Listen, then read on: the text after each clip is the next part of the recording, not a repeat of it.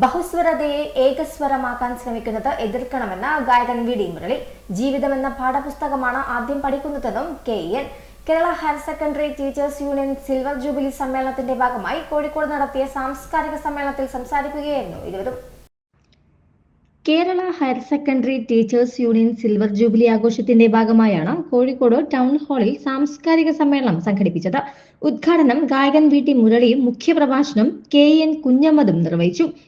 ബഹുസ്വരതയെ ഏകസ്വരമാക്കാൻ ശ്രമിക്കുന്നത് എതിർക്കണമെന്ന് വി.ടി. മുരളി പറഞ്ഞു. കാണുന്ന രീതിയിലുള്ള ഇന്ത്യയുടെ സാംസ്കാരികമായ ബഹുസ്വരത അല്ലെങ്കിൽ ഇന്ത്യയുടെ ഈ ബഹുസ്വരമായ ഒരു സാംസ്കാരിക പൈതൃകത്തെയൊക്കെ നമ്മൾ അനുഭവിച്ചു വന്ന ഒരുപാട് മതനിരപേക്ഷമായ കാര്യങ്ങളെയൊക്കെ അതുപോലെ നിലനിർത്തുക എന്നുള്ളതാണ് നമ്മുടെ പ്രധാനപ്പെട്ട ആവശ്യം.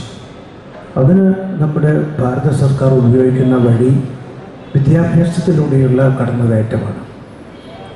അത് മറ്റ് പല കാലങ്ങളിലും ഉണ്ടായിട്ടില്ലാത്ത പോലെ വളരെ കൃത്യമായി അത് ഒരു അജണ്ടയോട് കൂടിയാണ് രംഗത്ത് വരുന്നത്. ജീവിതം എന്ന പാഠപുസ്തകമാണ് ആദ്യം പഠിക്കുന്നതെന്ന് കെ.എൻ. പറഞ്ഞു.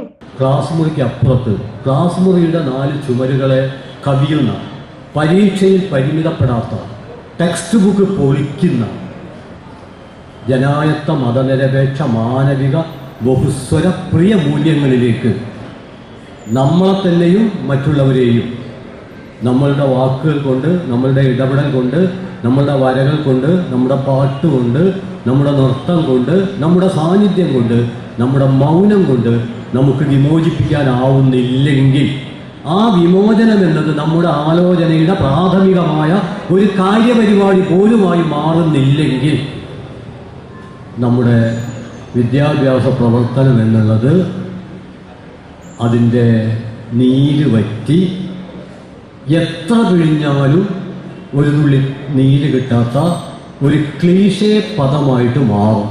എ.കെ. അജീബ് അധ്യക്ഷനായി.